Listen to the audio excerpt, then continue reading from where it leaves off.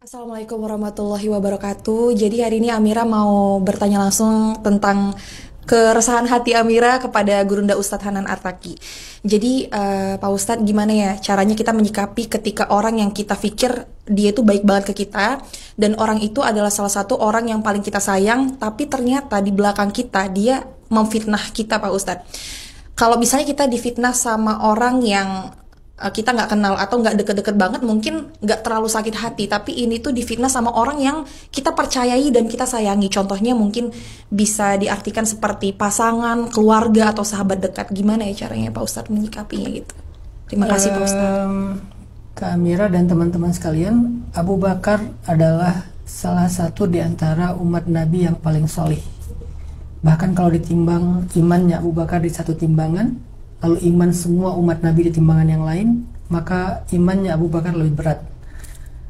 Tapi Abu Bakar pernah kecewa dengan seseorang yang masih keluarga beliau dan selama ini sering dibantu oleh beliau. Bisa-bisanya dan tega-teganya dia memfitnah anaknya Abu Bakar, yaitu Sayyidah Aisyah. Itu direkam adegannya di dalam surat An-Nur. Sehingga dalam keadaan marah kayak gitu, Abu Bakar bilang, demi Allah aku gak akan pernah bantu dia lagi, aku gak akan pernah nolong dia lagi, aku gak akan pernah berbuat baik kepada dia lagi, karena aku marah banget sama dia. Setelah Abu Bakar bersumpah kayak gini, tiba-tiba turunlah satu ayat Al-Quran di dalam surat An-Nur yang mengiringi ayat-ayat tentang pembelaan terhadap Sayyidah Aisyah yang difitnah. Ayatnya adalah, katakan kepada orang, jadi katakan di sini Allah nyuruh Nabi yang ngomong ke Abu Bakar, katakan kepada orang yang memiliki kelebihan harta, agar dia tidak bersumpah untuk tidak lagi membantu orang-orang yang membutuhkan di antara keluarganya, kaum kerabatnya, orang miskin, dan yang meminta-minta. Hendaklah dia memaafkan dan berlapang dada. Tidakkah dia suka jika Allah mengampuni dosa-dosanya? Dan Allah Maha Pengampun lagi Maha Penyayang. Turun ayat ini kepada Nabi. Dan waktu itu ada Abu Bakar di sebelah Nabi. Kemudian Nabi bilang, Abu Bakar, baru turun wahyu kepadaku, ada ayat. Alhamdulillah ya Rasulullah, apa ayatnya? Dibacakan oleh Nabi. Abu Bakar menangis. Langsung Abu Bakar pamit sama Nabi, lari pulang ke rumahnya, ambil semua barang-barang yang berharga yang dia punya, gandum, roti, segala macam. Dia datang ke rumah orang yang dia tadi sumpahin. Dia bilang, mulai sekarang kalau kamu butuh apa-apa bilang ke saya minta maaf kalau saya pernah marah dan kecewa kepada kamu. Inilah ujian orang beriman. Biasanya seseorang itu diuji dengan sesuai tingkat keimanannya. Kalau dulu Kak Amira mungkin diuji dengan orang jauh, sekarang dengan meningkatnya iman Kak Amira diuji dengan orang dekat, karena itu lebih berat.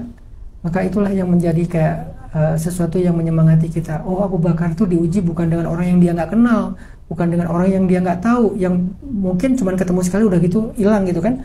Malah diuji dengan orang yang selama ini sering dibantu dan keluarga dekatnya Abu Bakar banget.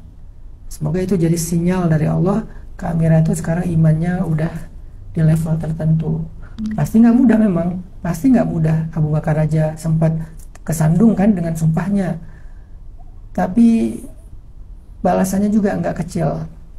Makanya Allah menawarkan di akhir ayat, tidakkah kamu suka jika Allah mengampuni dosamu? Itulah kenapa Abu Bakar itu termasuk orang yang masuk surga tanpa hisab, karena dosanya itu udah habis dengan ujian-ujian yang berat. Allahu a'lam. Oke, terima kasih Pak Ustadz. Kalau untuk amalan khusus ketika kita sedang marah banget ya, mungkin pasti kan kalau memendam amarah kepada orang yang membuat kita kecewa itu kan kadang-kadang nggak terlontar dari kata-kata, tapi di hati tuh kayaknya pengen teriak, mau meledak gitu. Ada nggak sih Pak Ustadz zikir khusus atau doa khusus supaya amarah kita tuh mereda gitu? Rabbi syrah li sadri. Ya Allah, lapangkan dada saya. Allah melapangkan dada Nabi Muhammad ketika beliau masih kecil kan, umur 5 tahun.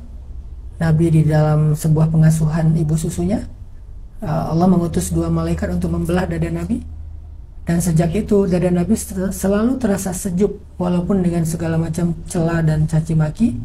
Sehingga Allah berfirman, alam nasyrah laka sadrak, bukankah aku dulu udah pernah melapangkan dadamu? Jadi lapang dada itu nikmat dari Allah. Sehingga kita minta, ya Allah, Rabbi syrah li sadri, ya Allah lapangkan dadaku.